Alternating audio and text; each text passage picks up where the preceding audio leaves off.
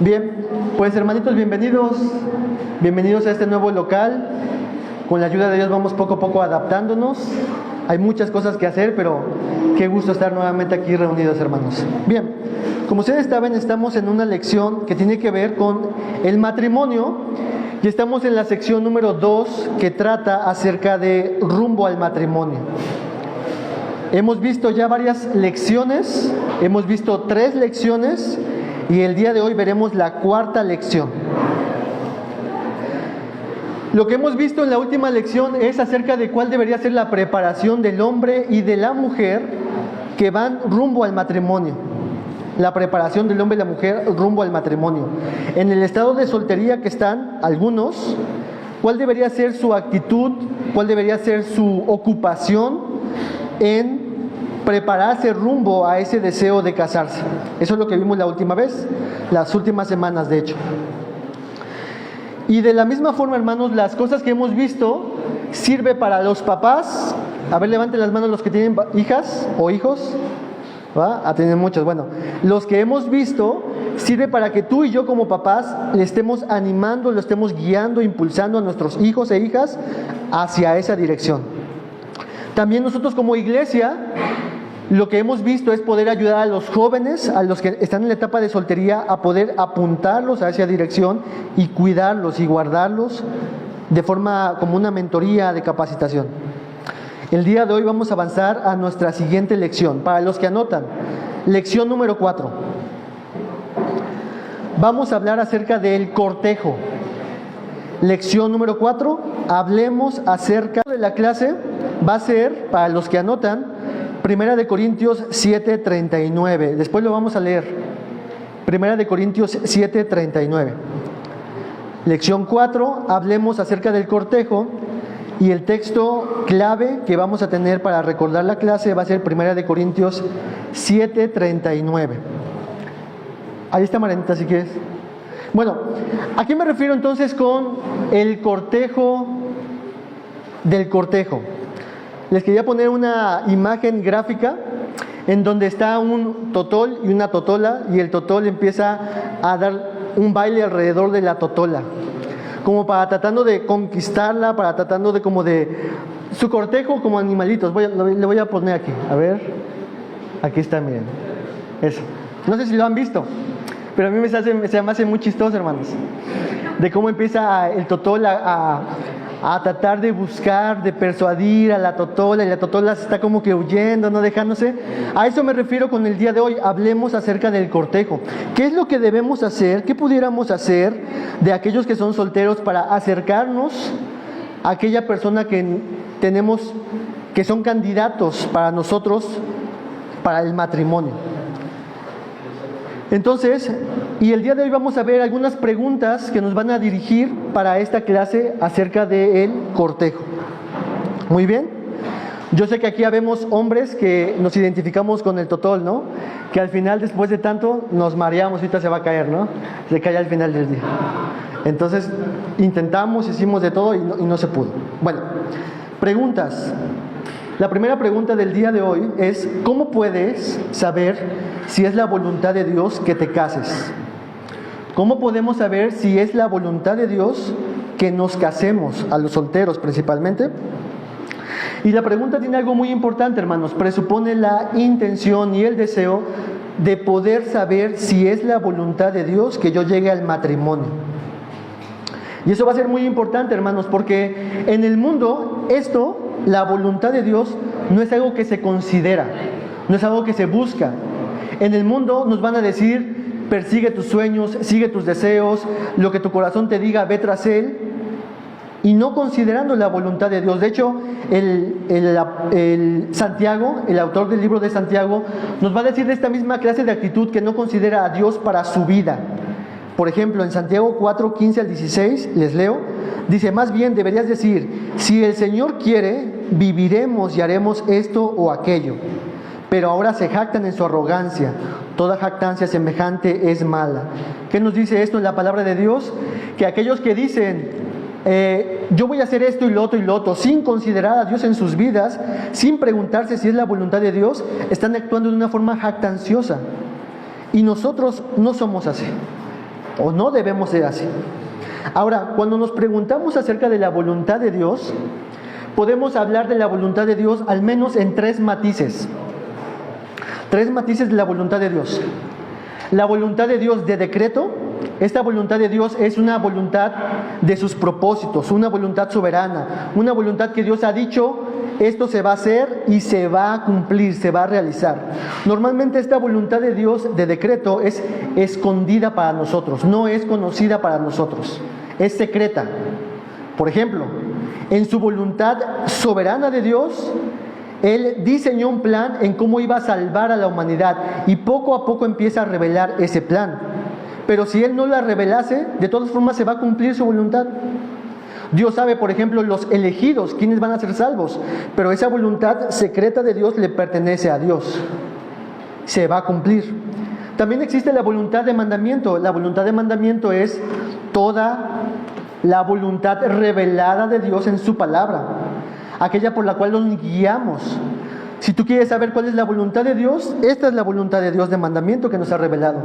La de decreto la desconocemos. Y por último, la voluntad de disposición, que se refiere a lo que Dios le agrada, a su inclinación, a su actitud. Por ejemplo, Dios nos dice en su palabra que Él no desea la muerte del pecador, sino que éste proceda al arrepentimiento. Esta es su voluntad de deseo, de disposición. Voluntad de decreto, voluntad de mandamiento y voluntad de disposición. Y cuando hacemos la pregunta, ¿cómo puedo saber cuál es la voluntad de Dios? Si me caso o no me voy a casar. Normalmente, ¿qué tipo de voluntad estamos pensando? ¿Cuál es la voluntad de Dios que quisiéramos saber? De disposición. ¿Ok? Yo pienso que normalmente queremos saber la voluntad de decreto. Señor, dime exactamente quién es la persona con la que me voy a casar. No quiero equivocarme. Quiero que me digas y me reveles exactamente, de forma misteriosa, de forma mística, tu voluntad secreta. Pero eso no deberíamos estar buscando, hermanos. Deberíamos buscar la voluntad de mandamiento. Yo estoy en el camino de la voluntad de Dios, de sus mandamientos, y estoy caminando hacia esa dirección.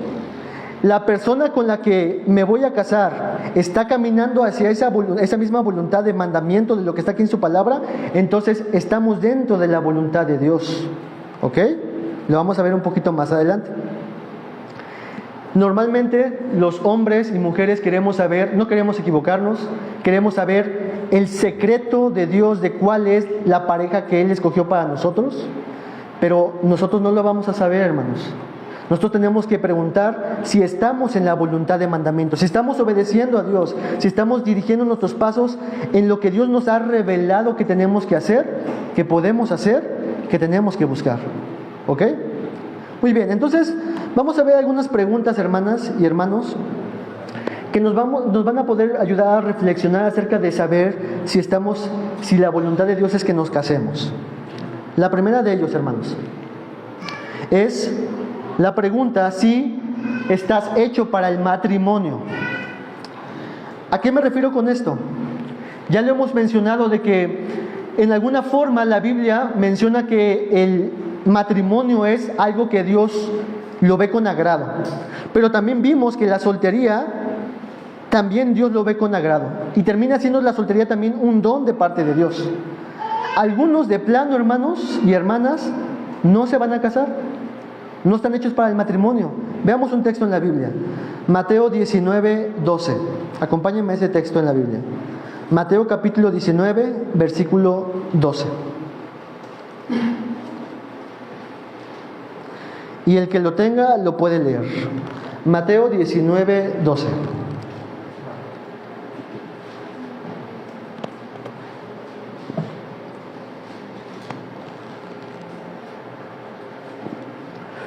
Muy bien. ¿Alguien lo tiene que lo pueda leer, por favor, hermanos? Pues hay eunucos que nacieron así del vientre de su madre, y hay eunucos que son hechos eunucos por los hombres, y hay eunucos que asimismo se hicieron eunucos por causa del reino de los cielos. El que sea capaz de recibir esto, que lo reciba. En el contexto Jesús habla un poco acerca del matrimonio y eso es precisamente, hermanos, algunos están hechos para casarse.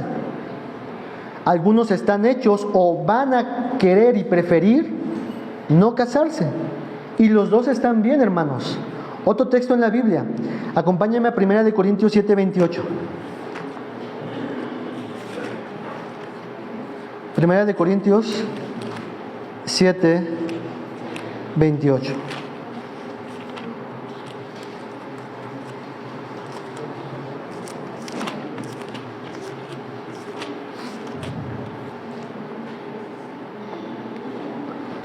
¿Lo tenemos, hermanos? Y les leo. Si te casas, no has pecado. Y si una virgen se casa, no ha pecado. Sin embargo, ellos tendrán problemas en esta vida y yo quiero evitárselos. Hablando acerca del estado de soltería. Ahora versículo 35 en adelante. El 35 dice, esto digo para su propio beneficio, no para ponerles restricción, sino para promover lo que es honesto y para asegurar su constante devoción al Señor. Si alguien cree que no está obrando correctamente con respecto a su hija virgen, si ella es de edad madura y si es necesario que sea así, que haga lo que quiera, no peca, que se case. Más adelante, en el versículo...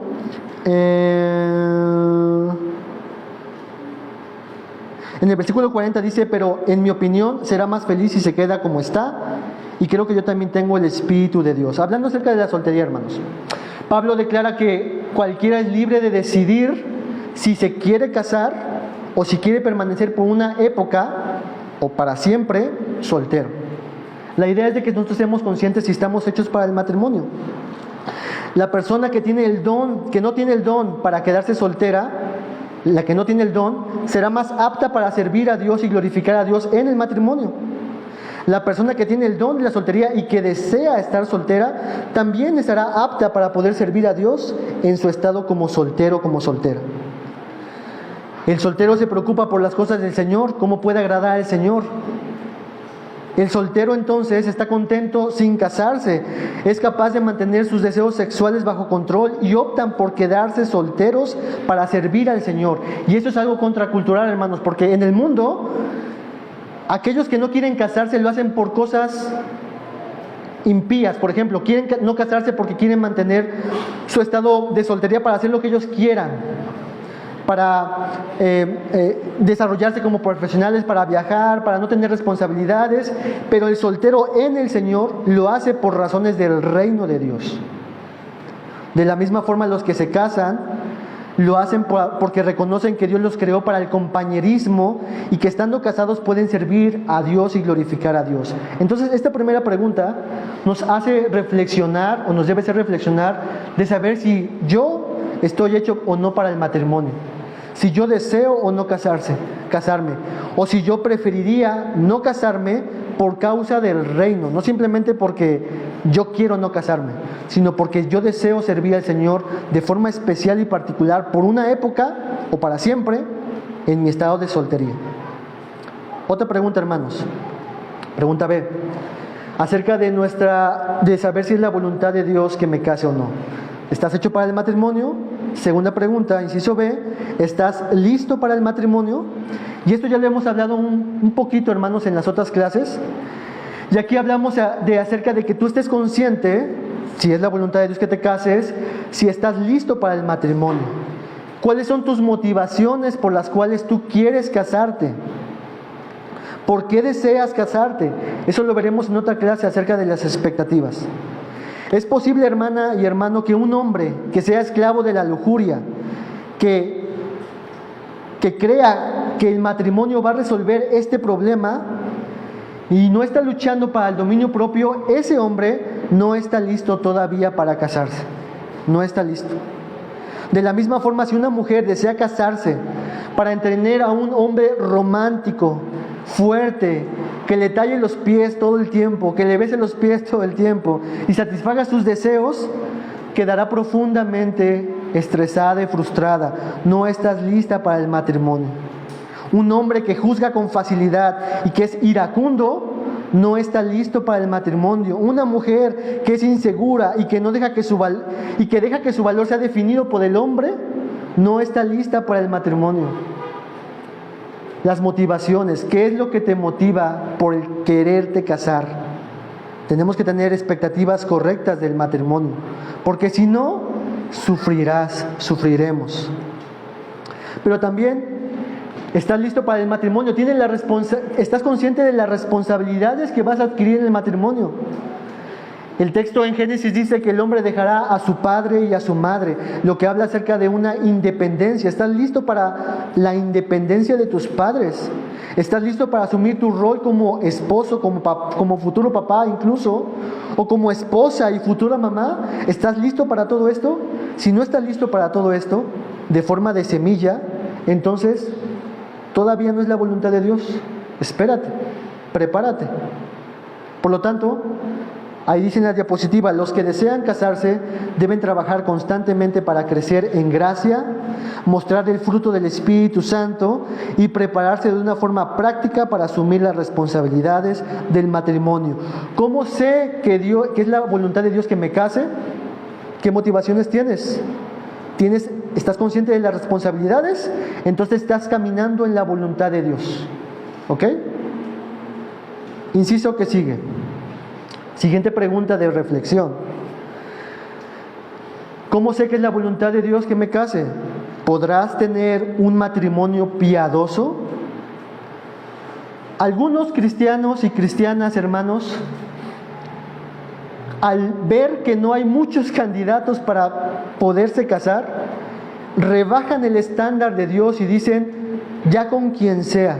El chiste es que yo quiero casarme. Sí, aquella persona quizás no muestra el carácter de Cristo, no tiene los frutos del Espíritu Santo, incluso puede ser que no sea creyente, pero creo que podemos avanzar. No es la voluntad de Dios que avances en el matrimonio si tu matrimonio no va a ser un matrimonio que va hacia la piedad.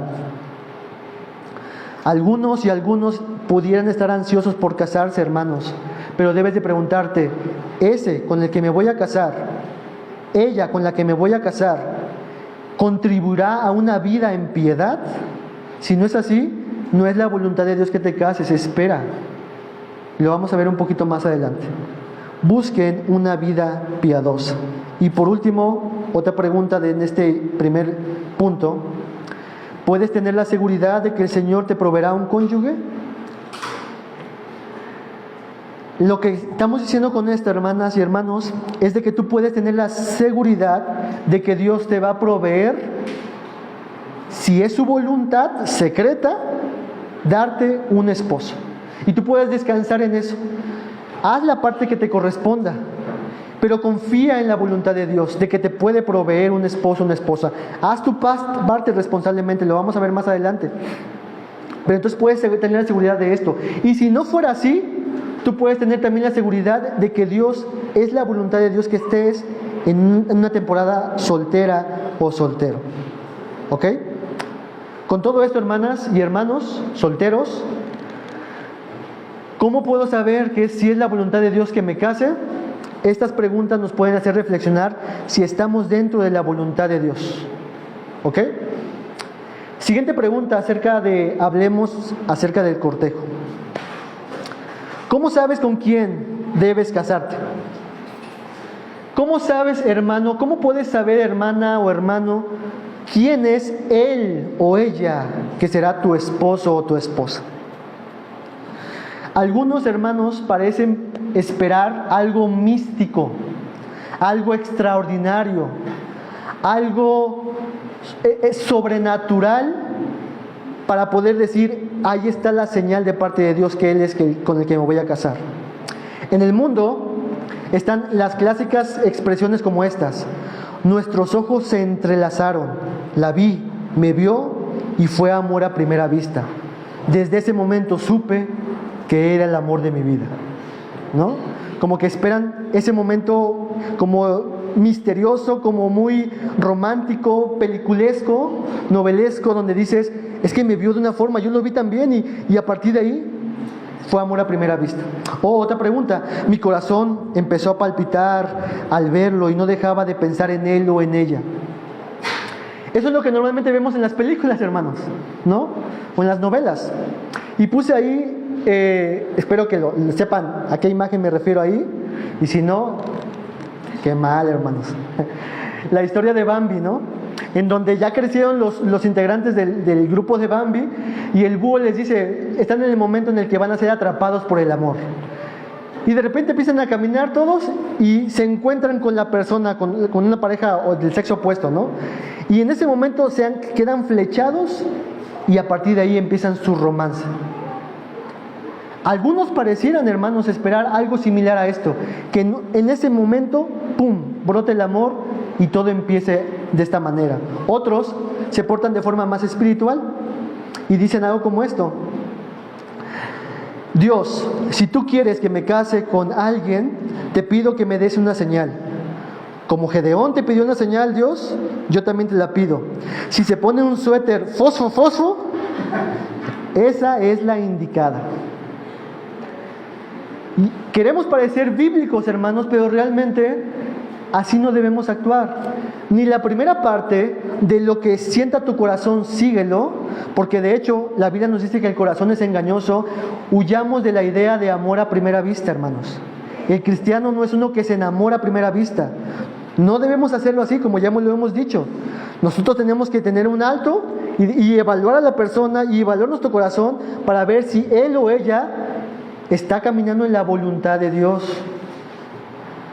El ejemplo trágico que tenemos en la Biblia es la vida de Sansón, que él fue amor a primera vista, se casó, pero realmente demostró que era simplemente lujuria y no estaba en la voluntad de Dios y sufrió, hermanos, muchísimo. Por lo tanto, aunque podemos decir que Dios sabe en su voluntad secreta cuál es la persona con la que te vas a casar, pero tú no sabes ni yo, eso es cierto. La Escritura no enseña que debemos esperar una señal mística de parte de Dios, en donde de repente se abrió los cielos, cayó una luz y dijimos, ella es la indicada, ¿no? Lo que la Biblia nos indica es que nosotros somos responsables de tomar una decisión sabia basada en lo que Dios ha revelado en su palabra. El Salmo 119:5 dice, lámpara es a mis pies tu palabra y lumbrera mi camino. No es amor a primera vista, sino es yo de manera responsable tomar una sabia decisión basada en los principios de la palabra para andar en la voluntad de Dios. Entonces, en la Biblia, hermanos, tenemos algo conocido, algo así como yo lo veo, algo como la regla positiva y la regla negativa en la Biblia. ¿A qué me refiero con regla positiva y negativa? En la Biblia encontramos mandamientos que son como cercos que nos dice, de aquí a para acá, tú no puedes pasar, regla negativa. Para allá no puedes ir. De aquí allá es el límite.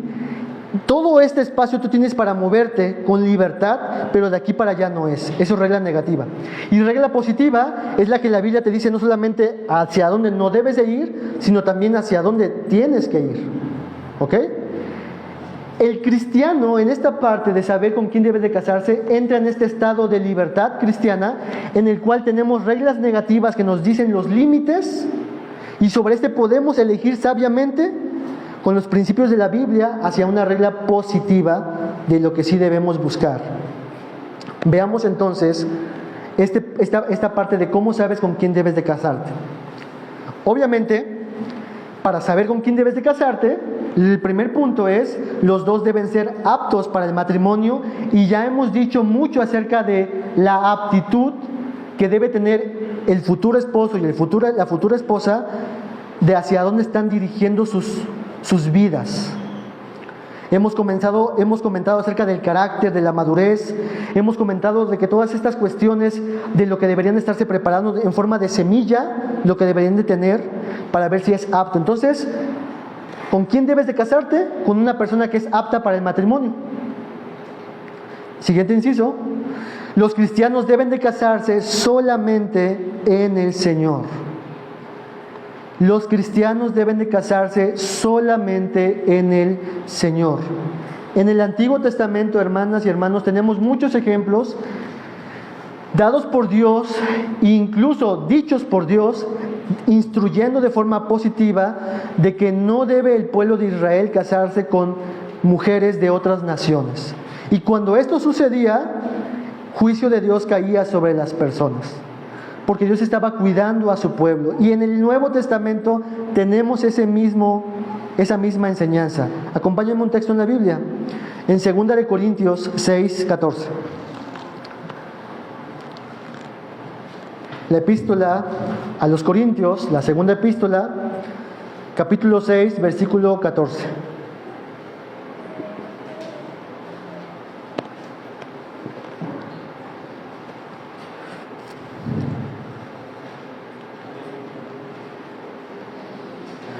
Muy bien, ¿lo tenemos, hermanos? Lo voy a leer para ustedes. Dice: no estén unidos en yugo desigual con los incrédulos, pues ¿qué asociación tiene la justicia y la iniquidad? ¿O qué comunión la luz con las tinieblas? Obviamente Pablo aquí está hablando en un contexto de las relaciones unos con otros. No está hablando específicamente del matrimonio, pero interesantemente en el capítulo 7 va a hablar del matrimonio, pero el principio de aquí de no estén unidos en yugo desigual con los incrédulos es lo mismo que tenemos en nuestro inciso. Las cristianas, los cristianos no deben unirse en matrimonio con una persona que no es creyente. El ejemplo también tenemos en la Biblia la persona del rey Salomón, ¿se acuerdan? ¿Cuál fue parte de sus pecados con el rey Salomón? ¿Se acuerdan? ¿Qué es lo que hizo el rey Salomón en tanto del matrimonio? ¿Con quiénes se casó? Mujeres extranjeras, muchísimas. Y la Biblia dice que eso fue su perdición, porque su corazón fue detrás de ellas, de los ídolos, porque eso es lo que hace, hermanos. Este mandamiento que está aquí, o esto que estamos viendo en este inciso, es para cuidarte. No te juntes con una persona que no es creyente, que no comparte tu misma fe, que no tiene el mismo Señor, que no ama al mismo Señor. No lo hagas. Es que, hermano, no hay muchos candidatos en la iglesia. Y aquel de mi trabajo o aquella de mi trabajo, pues, aunque no es cristiana, pues tiene buenos sentimientos, es compasiva, es comprensiva. Pero si no es cristiana, no es la voluntad de Dios. En las reglas positivas y negativas, esta es una regla negativa. No vayas más para allá, no lo hagas. Tienes libertad en todo esto, no vayas hacia allá. Es que, hermano, mi intención es que conozca al Señor, ¿verdad? ¿Algunos hicieron eso, hermanos? ¿Evangelizaron a personas no creyentes con la intención de eso? Yo de joven pensaba que podía hacer eso, hermanos, la verdad. Pero eso no es lo que nos ha mandado Dios. El romance no es el medio para evangelizar. La evangelización es otra cosa. Si tú estás interesado en una persona, llévala a Cristo, pero no tú seas eso. Tú aléjate de esa relación, tú guíalo a una persona del sexo opuesto, un hombre o una mujer, que los pueda guiar hacia Cristo Jesús, pero aléjate sentimentalmente de esa relación. Los cristianos deben de casarse solamente en el Señor. ¿Con quién debes de casarte? Con un cristiano. Siguiente punto. No solamente basta que una pareja diga que es cristiana, sino que realmente profese y se vea que es cristiana. ¿Con quién debo de casarme? No solamente con un cristiano, sino que no solamente con uno que diga que es cristiano, sino que realmente tú puedas ver en su vida a Cristo, tanto el hombre como la mujer. Las Escrituras nos advierten muchas veces de personas que seguían a Jesús, pero que al final de sus vidas se apartaron de Jesús. Lo vimos, por ejemplo, en Hechos capítulo 8, de Simón el Mago, que él había profesado creer en Jesucristo, escuchó el Evangelio, se bautizó, pero que Dios soberanamente y providencialmente demostró que él no era un verdadero cristiano. Entonces no basta, hermana y hermano, que tal o tal persona diga: yo soy cristiano, yo vengo a la iglesia, sino que debes de ver sus frutos. Recordemos que estamos en un aspecto de actuar con sabiduría, con diligencia. Jesús dijo: por sus frutos los conocerán. Entonces, pregúntate, ¿esta persona, este hombre, esta mujer, demuestra el fruto del Espíritu Santo? ¿O son más palpables las obras de la carne en su vida? ¿Esta persona es un miembro comprometido que sirve en la iglesia? ¿O es solamente un asistente más en la iglesia? este hombre o mujer tiene una buena reputación entre los demás pueden decirme cosas respecto de él que me puedan ayudar a evaluar su vida y hacer una decisión sabia. ¿Es un verdadero cristiano? Pero incluso, hermanas y hermanos, puede ser que sea un verdadero cristiano, que crea en el Señor bien, pero que todavía no tenga las aptitudes necesarias para el matrimonio. Por lo tanto, todavía no avances para allá. Esperen la madurez de las personas. Por último, hermanos, ¿cómo sabes con quién debes de casarte?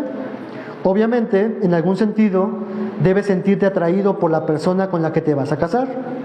Hermanas y hermanos, ¿es importante la atracción romántica, sentimental, física hacia la otra persona? ¿Qué opinan? ¿Sí es importante? Sin duda es importante. Yo creo que no es indispensable, pero es sumamente importante. De hecho, tenemos todo un libro en la Biblia que habla de una atracción física y romántica. ¿Cuál libro es? Cantar de los Cantares. Y vi a mi amado. ¿Dónde está mi amado? Y mi amado es superior a entre 10,000, ¿no?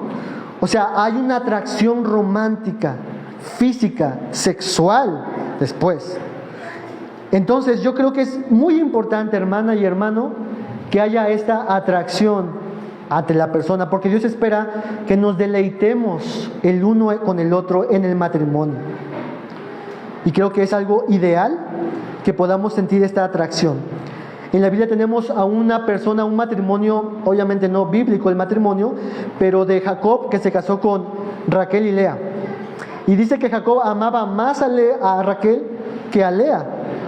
Y la actitud de Lea es es que mi esposo no me ama como ella. Esperamos, hermanos, que con quien te debes de casar, tú tengas una atracción física, una atracción de que tú la veas hermosa o hermoso. ¿Verdad, esposos, que vemos a nuestras esposas hermosas y bellas? ¿Verdad que sí? ¿Y esposas? Sí, ¿verdad? Estoy viendo aquí que están mirándose uno al otro, ¿eh?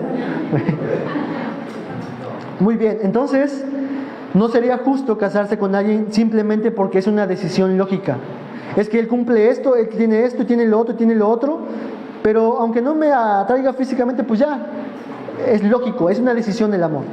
No, en esta etapa, hermanos, creo que es algo muy importante esta atracción mutua.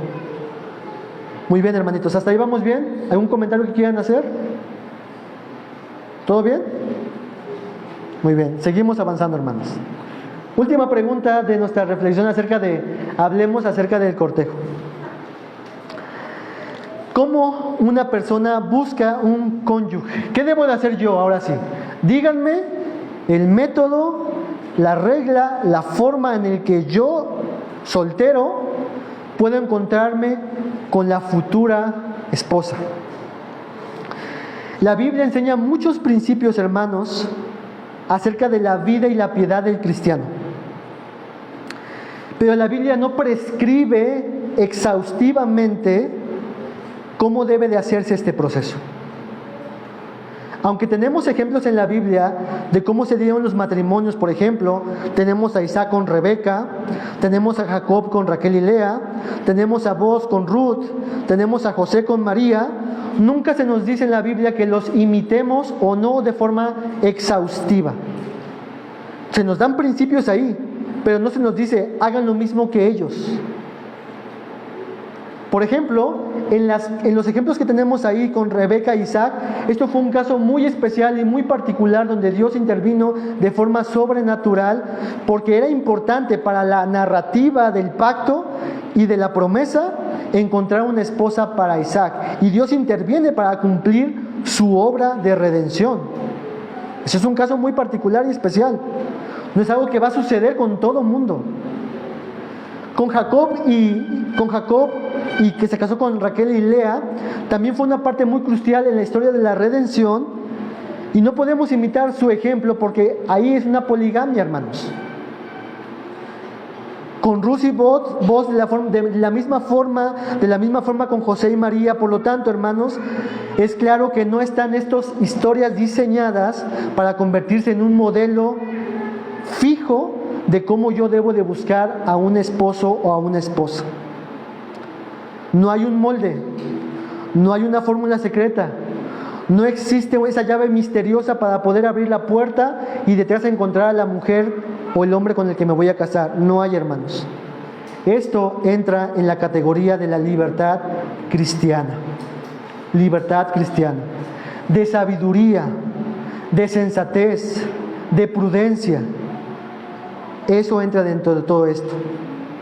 Obviamente esta libertad no es libertinaje como ya hemos visto, sino es una libertad que Dios ha puesto ciertos márgenes sobre los cuales podemos andar. Por ejemplo, en el jardín del Edén, Dios le dijo a Adán y a Eva: ustedes pueden comer de todos los árboles, libertad.